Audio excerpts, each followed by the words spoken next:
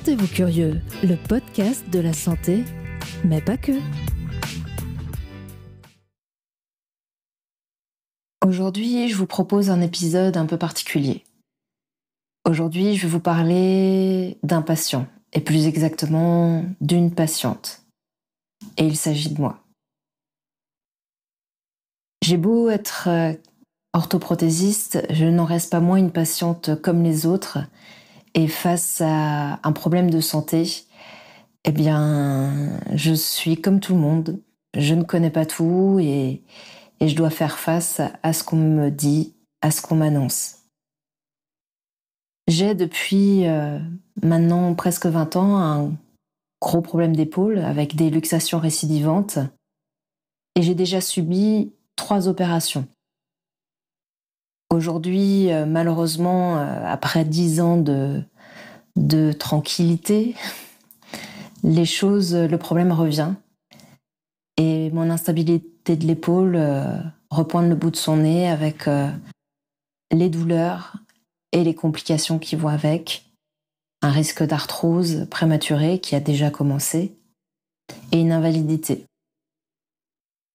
C'est d'ailleurs ce problème d'épaule qui m'a poussée à créer ce podcast pendant mon arrêt, que je pensais plus court à l'origine, puisque il était question dans un premier temps de rééducation.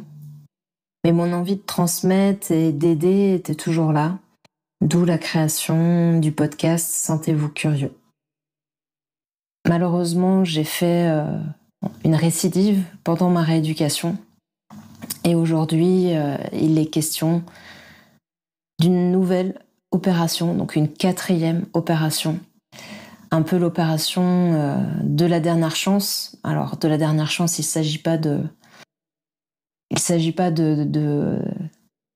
réparer, mais plutôt de stabiliser les choses et éviter les grosses complications. Et aujourd'hui, je suis confrontée à ce problème où il n'y a pas de solution miracle et où je vais devoir faire un choix.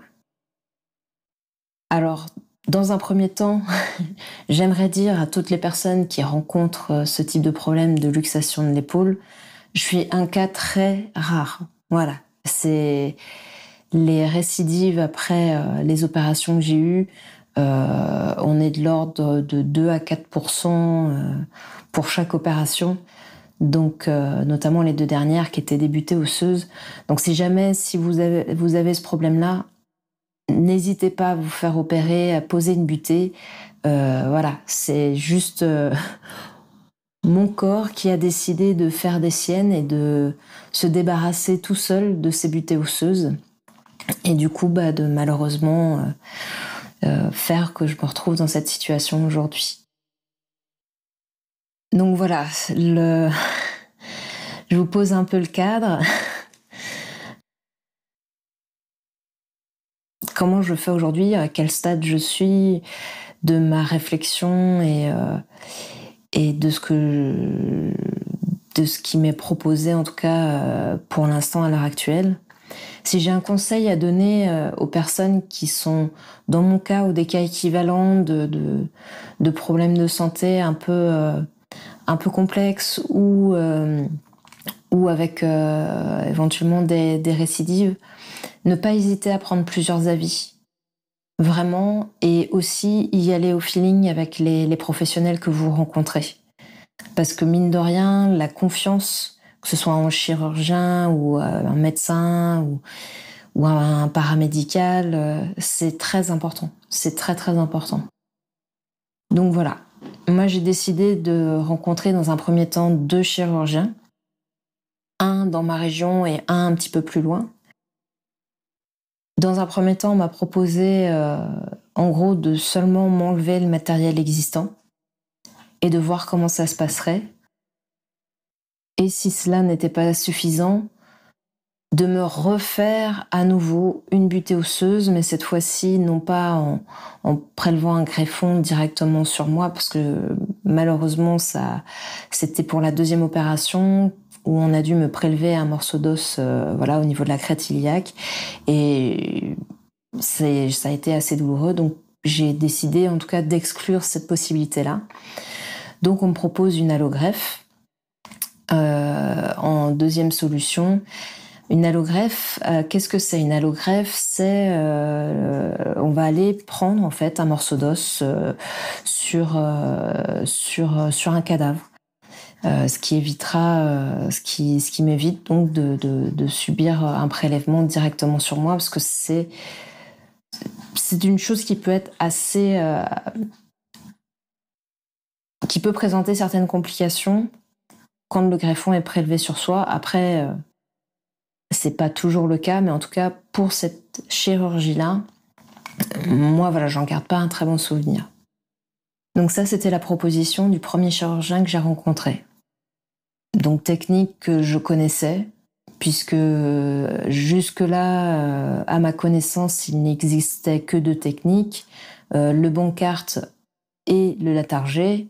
Donc le Bancart qui est une opération pas très lourde, mais dont les résultats sont pas très probants, et le Latarjet qui en fait on vient mettre une butée osseuse pour éviter devant en fait l'articulation, pour éviter qu'elle se déboîte dans mon cas vers l'avant. Donc voilà, on me propose cette technique-là. Je me dis, bon, pourquoi pas, j'ai un bon feeling avec le chirurgien, ok, mais j'attends de voir le deuxième. Et là, je rencontre le deuxième. Et le deuxième me parle d'une technique que je ne connaissais pas, et même de 2 techniques que je ne connaissais pas. Et au début, il ne me parle pas de juste m'enlever les vis, parce qu'en fait, pour lui, juste enlever les vis et faire ce qu'on appelle une capsuloplastie, retendre la capsule articulaire, ça ne servira à rien. Ça pourrait m'enlever peut-être des douleurs, mais c'est sûr que ma capsule, elle est morte, et de toute façon, ça ne réglerait pas le problème d'instabilité. Donc bon, déjà, voilà. Il me dit c'est possible, ça peut s'essayer, mais voilà, si l'épaule est vraiment instable in fine, le problème ne sera pas résolu. Et il me propose une technique que je ne connaissais pas, plus une deuxième aussi dont je n'avais jamais entendu parler. Donc forcément, sur le coup, je suis un peu surprise. J'essaye de comprendre ce dont il me parle, parce que là, on n'est plus sur une butée. La butée, voilà, ça, entre guillemets, c'est un concept assez simple. On vient mettre un truc devant et ça fait une butée. Là, c'est un petit peu plus compliqué. On vient prendre le tendon du biceps qu'on vient mettre à un autre endroit. Et en plus, la deuxième technique, c'est pareil. On va utiliser un autre tendon pour faire... Enfin bref, je me retrouve un peu... J'essaye de comprendre, mais je me retrouve un petit peu submergée quand même par toutes ces infos. Et suite à cette rencontre, il me donne le nom d'un chirurgien qui potentiellement pratique cette technique dans ma région. Ok, je rentre chez moi le soir. Je me dis, bon, après discussion quand même, il me dit effectivement, il m'a quand même dit les vis, oui, ça peut se faire dans un premier temps pour voir, etc. Et là, on va dire, ça s'est passé un peu, entre guillemets, à l'instinct. C'est-à-dire que j'ai toutes ces infos-là en tête, je suis rentrée, j'en ai discuté avec une copine, j'étais dans l'idée de vraiment... Je fais le minimum, j'enlève le matériel et puis je vois. Voilà, je commence par ça, c'est simple, on fait ça. Et là, je vais me coucher, tout simplement. Et je m'allonge et je me dis... Comment tu te sens en te réveillant de cette opération-là? Est-ce que tu te sens soulagée ou est-ce que tu te sens... comment tu te sens? Et là, j'ai eu une grosse boule au ventre. Vraiment. En fait, en m'imaginant me réveiller de cette opération, je me sentais mal. Je me sentais pas en sécurité avec mon épaule, peur, l'impression voilà, d'avoir entre guillemets rien fait et que le problème était toujours là. Alors il faut savoir que les luxations de l'épaule, souvent chez les patients, après il y a une grosse appréhension. C'est un peu un classique. Et forcément, dans mon cas, où j'ai déjà, je pense, une bonne douzaine de luxations, plus des subluxations, on est sur un niveau d'appréhension plus, quoi. Donc là, impossible de m'endormir. Impossible de m'endormir. Il faut que j'en sache plus sur la technique dont il m'a parlé, enfin sur les 2 techniques dont il m'a parlé. Bon, il y en a une qui me fait plus peur que l'autre, hein. C'est celle, la première où on vient chercher le tendon du long biceps. Parce que le biceps, en fait, c'est le muscle de votre bras. Celui de Popeye, là, le gros devant, là, quand on veut faire le costaud, on montre son biceps. Donc il est un petit peu utile. Donc, forcément, j'appréhende un petit peu. Donc je commence à faire des recherches. Il faut que je comprenne qu'est-ce que c'est que cette opération. Alors ce que je vous ai pas dit, c'est que le chirurgien qui me propose cette technique me dit que c'est une technique qui est développée depuis 10 ans. Donc en fait, elle date de la date de ma toute dernière opération. En fait, ça a été développé au même moment. C'est pour ça, notamment, qu'elle n'est pas forcément très connue encore, entre guillemets, pour ce type de problème. Du coup, je commence à faire des recherches. J'ai besoin de comprendre qu'est-ce que c'est que cette technique, en quoi ça consiste, quels sont les résultats, les risques éventuels. Voilà, j'ai besoin de m'approprier, entre guillemets, cette technique chirurgicale, en tout cas à mon humble hauteur.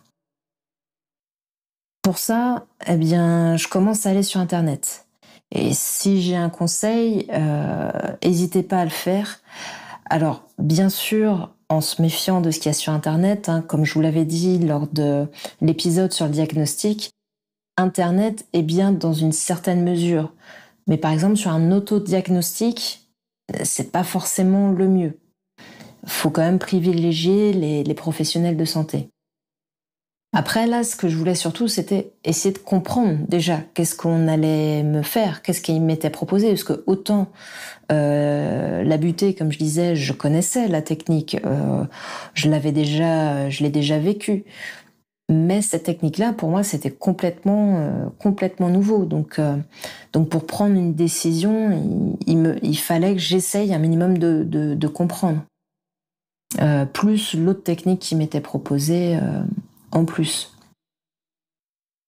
Donc voilà, là je passe ma nuit à faire des recherches, vraiment essayer de comprendre la technique. Ok, qu'est-ce que je commence à comprendre un petit peu, le principe, les grandes idées, quels sont les résultats aussi, comment cette technique a été élaborée, parce que j'ai eu la chance de tomber sur une vidéo du chirurgien qui a élaboré cette technique. Quels sont les résultats, les premières publications sur les résultats obtenus. En gros, j'essaie de comprendre si je me sentirais de faire cette opération, et même cette opération directement, sans passer par j'enlève le matériel et je vois. Et j'en arrive à la conclusion que j'ai encore besoin d'éléments, donc que je vais devoir me renseigner, mais cette fois-ci auprès de professionnels peut-être un peu plus aguerris, ma médecin, mon radiologue, mon kiné, mes amis. Et je décide aussi de prendre rendez-vous avec le chirurgien qui est dans ma région cette fois-ci et qui pratiquerait cette technique. Alors, deuxième conseil, dans ce genre de cas, voilà, n'hésitez pas à en parler avec les autres professionnels de santé qui vous entourent. Alors, il se trouve que pour mon cas, ni ma médecin, ni mon radiologue, ni mon kiné ne connaissaient cette technique. Aucun ne savait trop me dire, voilà, enfin après, je pense que c'est aussi une décision qui est très personnelle, mais est-ce que valait mieux faire juste j'enlève le matériel et j'attends de voir ou faire tout d'un coup? Le seul qui, on va dire, a un peu plus pris position, mais bon, il me voit 2 fois par semaine depuis bientôt, presque 6 mois maintenant. Donc il sait, il me suit au jour le jour, il sait très bien comment je suis comment je suis avec mon épaule. Enfin, voilà, il a vu la rechute, ce qui enfin voilà, on était en bonne progression, puis là récidive, le bras complètement bloqué. Enfin, il connaît le passif et il connaît mon épaule et il connaît aussi mon stress vis-à-vis de cette épaule. Et lui, il me dit, entre guillemets, quasiment sans appel, si j'étais à ta place, je pense que je ferais tout d'un coup. Comme ça, je serais débarrassée. Je dois reconnaître que j'étais déjà, parce que je l'ai vu quasiment 2 jours après cette nuit presque blanche, j'étais déjà plus ou moins dans cette optique-là. Genre, j'enlève le pansement d'un coup, on part sur une grosse opération, mais au moins derrière, je me dis, j'ai tout fait pour que cette épaule tienne. Là, je suis en attente de mon prochain rendez-vous avec le 3e et dernier chirurgien, parce que bon, il n'y en aura pas, je n'en verrai pas d'autres. C'est soit ce chirurgien pratique cette technique et je me sens assez à l'aise parce que, comme je dis, il faut aussi avoir le feeling avec son chirurgien ou son médecin, enfin n'importe quel professionnel de santé qui vous accompagne dans ce genre de moments un peu difficiles. Hein. Je parle pas d'aller voir un médecin parce qu'on a un rhume ou des choses comme ça, où là, bon, c'est pas forcément, mais que si vous pouvez, entre guillemets, vraiment, voilà, prenez des avis et choisissez aussi en écoutant votre instinct. Et là, c'est un petit peu la ligne que je me fixe. J'attends ce dernier rendez-vous en espérant pouvoir poser mes dernières questions par rapport à cette pratique chirurgicale et aussi déjà savoir si ce chirurgien fait bien cette pratique, mais je pense que oui, sinon il ne me l'aurait pas conseillé. Voilà, pour, entre guillemets, lever mes derniers doutes et pouvoir définitivement me projeter dans l'opération. Donc j'en suis là, aujourd'hui. C'est un peu mon journal de bord, en fait. Ce que je peux vous donner comme conseil, si vous êtes dans ce genre de cas, c'est de vraiment pas hésiter à prendre plusieurs avis. Alors on va pas se mentir, ça prend un peu de temps, ça prend un peu d'argent aussi, parce que tout n'est pas forcément pris en charge, ne serait-ce que le déplacement. Mais vous aurez peut-être l'occasion de rencontrer le bon chirurgien ou le bon professionnel de santé qui vous proposera le plan qui vous conviendra le mieux. Alors après, reste à s'approprier encore tout ce qui vous est proposé et c'est pas forcément toujours simple. Moi, j'ai quelques connaissances effectivement du fait d'être dans le paramédical, donc ça m'aide forcément à la compréhension de ce qui m'est proposé. Mais n'hésitez pas à vraiment aller sur Internet, encore une fois, et à vous renseigner auprès des personnes qui vous suivent. Et quand vous avez une décision à prendre entre 2 solutions, déjà vous essayez, comme je l'ai fait en fait, de vous visualiser dans la situation. Est-ce que vous vous sentez mieux dans la situation A ou dans la situation B? Déjà, ça peut vous aiguiller. Avoir des avis aussi, qu'ils soient médical, paramédical ou tout simplement amical, familial, ça peut aider aussi. Mais il y a un moment donné où c'est vraiment vous face à vous-même. Qu'est-ce qui vous convient le mieux en fait? L'autre chose, c'est d'avoir le feeling avec son praticien. Parce que mine de rien, vous allez confier votre corps à cette personne et vous avez envie qu'elle en prenne soin. Donc ça aussi, c'est important à prendre en compte. Une autre chose, parce que souvent, les rendez-vous peuvent être très loin dans le temps. Il peut y avoir beaucoup d'attentes. Là, j'ai aussi un conseil. Je vais vous dire, moi, comment ça s'est passé. Le rendez-vous qui a été le plus long à avoir, ça a été le tout premier avec le radiologue.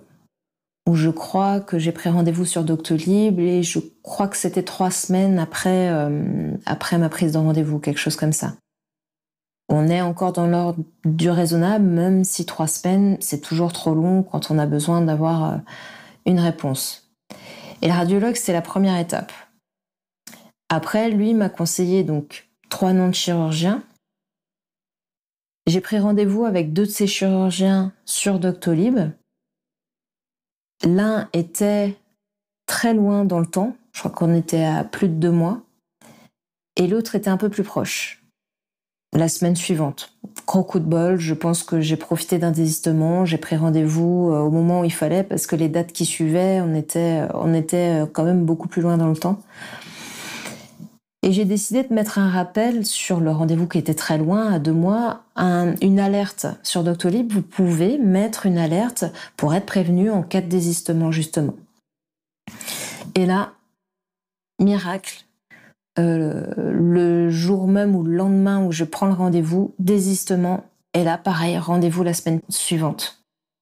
Ce qui fait que j'ai pu rencontrer les 2 chirurgiens seulement 1 semaine après avoir fait mon échographie. Ce qui n'arrive jamais, on est d'accord.